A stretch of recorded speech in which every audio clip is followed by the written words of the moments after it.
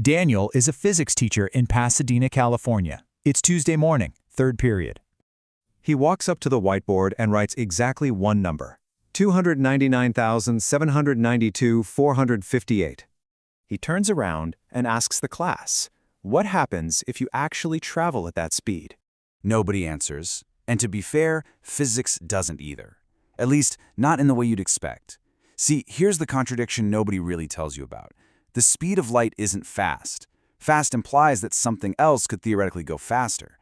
The speed of light is actually a physical wall built right into the fabric of reality itself. The moment you try to reach it, the universe starts doing things to time and space that frankly feel like they should be illegal. The answer isn't what Daniel thinks it is. It isn't what his students think it is. And it's probably not what you think it is either. Just stay with me on this. So to accelerate anything with mass toward the speed of light, you need energy. Makes sense. But here's where the physics gets a little uncomfortable. The faster you go, the more massive you become. And the more massive you become, the more energy you need to keep accelerating. By the time you hit 99% the speed of light, you need more energy than every nuclear weapon ever built, just to go a tiny bit faster. To reach exactly the speed of light, you'd need infinite energy. And the universe simply doesn't have infinite energy. So that's loop one, left wide open. But there's something else happening here, something Daniel didn't write on the board. At 99% the speed of light, time slows down. I don't mean that as a figure of speech or a metaphor. It literally, physically slows down. We call this time dilation, and it's not just a theory. GPS satellites are experiencing it right now. Engineers actually have to correct for it every single day, or your phone's navigation would drift miles off course. At 99.9999% the speed of light, 1 second for Daniel is 707 seconds for everyone else watching him from the outside. So that opens loop two. If time is slowing down, what happens to it at exactly the speed of light? And then there's a third problem that nobody really mentions. Space compresses. At relativistic speeds, the distance between Daniel and his destination physically shrinks in the direction he's traveling. It's not an optical illusion. Space actually shrinks. At exactly the speed of light, the distance collapses completely to zero. That's 3 loops open. No answers yet.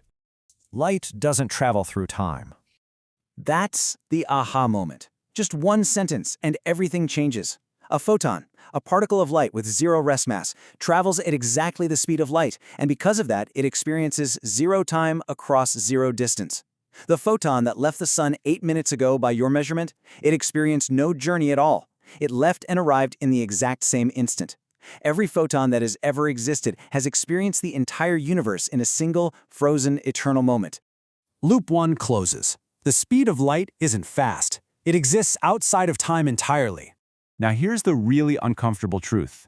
Daniel can never reach the speed of light because he has mass. Even a single electron has enough mass to make it permanently impossible.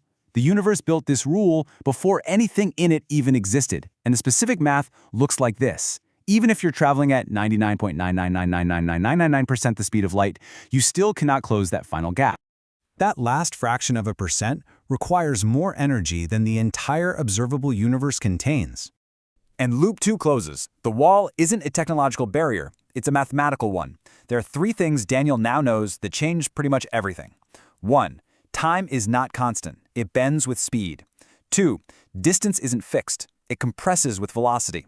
And 3. Light doesn't actually experience the universe. It simply is, everywhere it will ever be, simultaneously. Loop 3 closes. Later that day, Daniel drives home on the 210 freeway, Tuesday evening. He's got the same whiteboard, the same classroom, and the same students waiting for him tomorrow. Right now, he's moving at 0.000000047% the speed of light. The time dilation he's experiencing at that speed is mathematically real. It's just completely immeasurable. He arrives home, the same age he left. Off light.